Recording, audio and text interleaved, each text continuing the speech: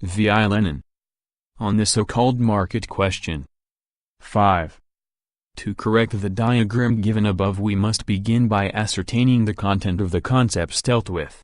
By commodity production is meant an organization of social economy in which goods are produced by separate, isolated producers, each specializing in the making of some one product, so that to satisfy the needs of society it is necessary to buy and sell products, which, therefore, become commodities, in the market. By capitalism is meant that stage of the development of commodity production at which not only the products of human labor, but human labor power itself becomes a commodity. Thus, in the historical development of capitalism, two features are important: 1. The transformation of the natural economy of the direct producers into commodity economy, and 2. The transformation of commodity economy into capitalist economy. The first transformation is due to the appearance of the social division of labor, the specialization of isolated separate producers in only one branch of industry. The second transformation is due to the fact that separate producers, each producing commodities on his own for the market, enter into competition with one another, each strives to sell at the highest price and to buy at the lowest, a necessary result of which is that the strong become stronger and the weak go under. A minority are enriched and the masses are ruined. This leads to the conversion of independent producers into wage workers and of numerous small enterprises into a few big ones. The diagram should, therefore, be drawn up to show both these features of the development of capitalism and the changes which this development brings about in the dimensions of the market, i.e., in the quantity of products that are turned into commodities. The following table footnote 1. Has been drawn up on these lines. All extraneous circumstances have been abstracted, i.e., taken as constants, for example, size of population, productivity of labor, and much else, in order to analyze the influence on the market of only those features of the development of capitalism that are mentioned above. Let us now examine this table showing the consecutive changes in the system of economy of a community consisting of 6 producers. It shows 6 periods expressing stages in the transformation of natural into capitalist economy. First period.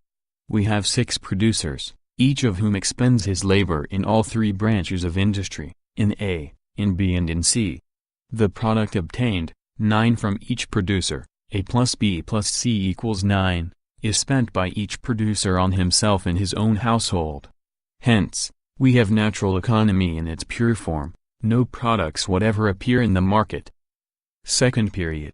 Producer 1 changes the productivity of his labor. He leaves industry B and spends the time formerly spent in that industry in industry E. As a result of this specialization by one producer, the others cut down production E, because producer 1 has produced more than he consumes himself, and increase production B in order to turn out a product for producer 1. The division of labor which comes into being inevitably leads to commodity production. Producer 1 sells 1C and buys 1B. The other producers sell 1B. Each of the 5 sells 1/5 of B, and buy 1C, each buying 1/5 C. A quantity of products appears in the market to the value of 6. The dimensions of the market correspond exactly to the degree of specialization of social labor. Specialization has taken place in the production of 1C. 1C equals 3, and of 1B, 1B equals 3, i.e., a 9th part of total social production, 18C, equals A equals B, and a 9th part of the total social product has appeared in the market. Third period. Division of labor proceeds further, embracing branches of industry B and C to the full. 3 producers engage exclusively in industry B and 3 exclusively in industry E. Each sells 1C. Or 1B, i.e., 3 units of value, and also buys 3, 1B, or 1C. This increased division of labor leads to an expansion of the market, in which 18 units of value now appear. Again, the dimensions of the market correspond exactly to the degree of specialization, equals division, of social labor. Specialization has taken place in the production of 3B and 3C, i.e., 1/3 of social production, and 1/3 of the social product appears in the market. The fourth period already represents capitalist production. The process of the transformation of commodity into capitalist production did not go into the table and, therefore, must be described separately. In the preceding period each producer was already a commodity producer. In the spheres of industry B and C, the only ones we are discussing, each producer separately, on his own, independently of the others, produced for the market, whose dimensions were, of course, not known to any one of them. This relation between isolated producers working for a common market is called competition. It goes without saying that an equilibrium between production and consumption, supply and demand, is, under these circumstances, achieved only by a series of fluctuations. The more skillful, enterprising and strong producer will become still stronger as a result of these fluctuations, and the weak and unskillful one will be crushed by them. The enrichment of a few individuals and the impoverishment of the masses, such are the inevitable consequences of the law of competition. The matter ends by the ruined producers losing economic independence and engaging themselves as wage workers in the enlarged establishment of their fortunate rival. That is the situation depicted in the table. Branches of industry B and C, which were formerly divided among all 6 producers, are now concentrated in the hands of 2 producers, Len 4.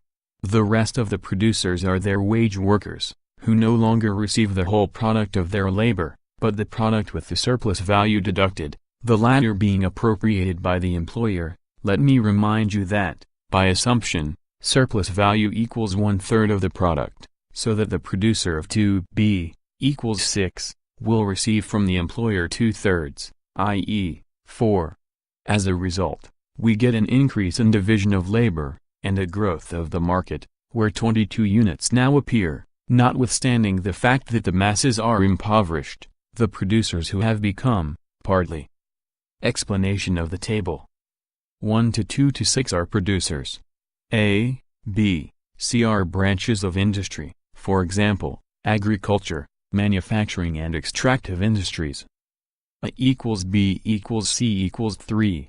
The magnitude of value of the products A equals B equals C equals 3 units of value, of which 1 is surplus value. Footnote 2. The market column shows the magnitude of value of the products sold and bought. The figures in parentheses show the magnitude of value of the labor power, equals 1.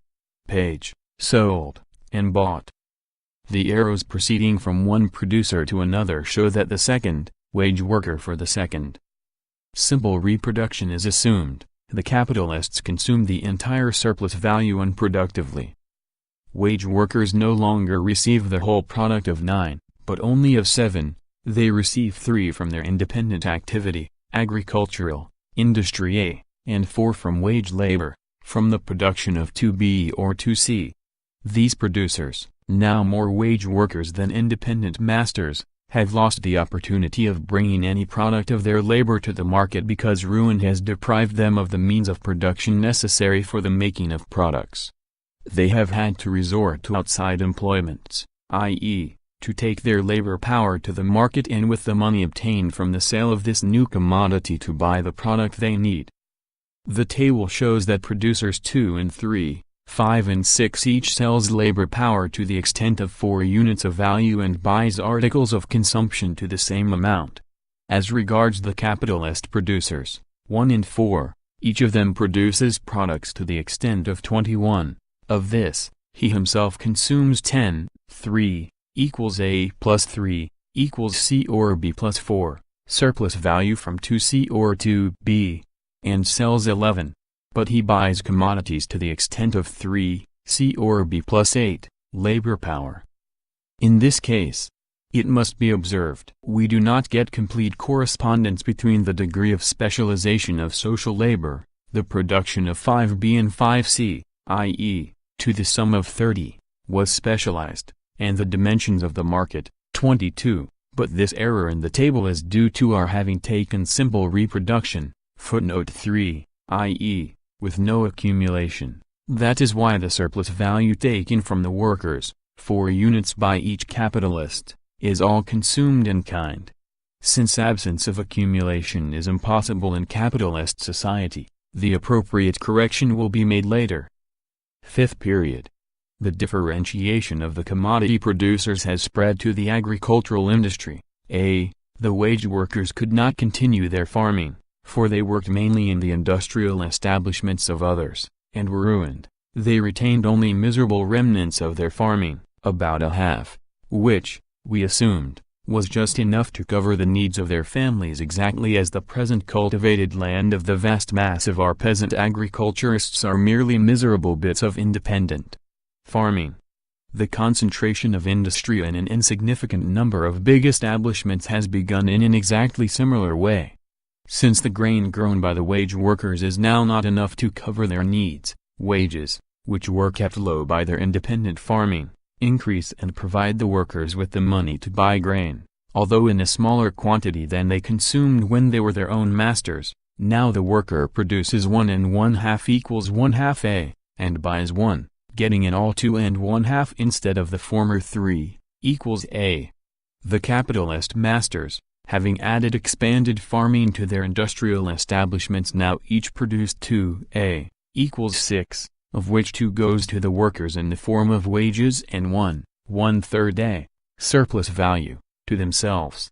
The development of capitalism depicted in this table is accompanied by the impoverishment of the people. The workers now consume only 6 1/2 each instead of 7, as in the fourth period, and by the growth of the market, in which 26 now appear. The decline of farming, in the case of the majority of the producers, did not cause a shrinkage, but an expansion of the market for farm produce. Sixth period. The specialization of occupations, i.e., the division of social labor, is completed.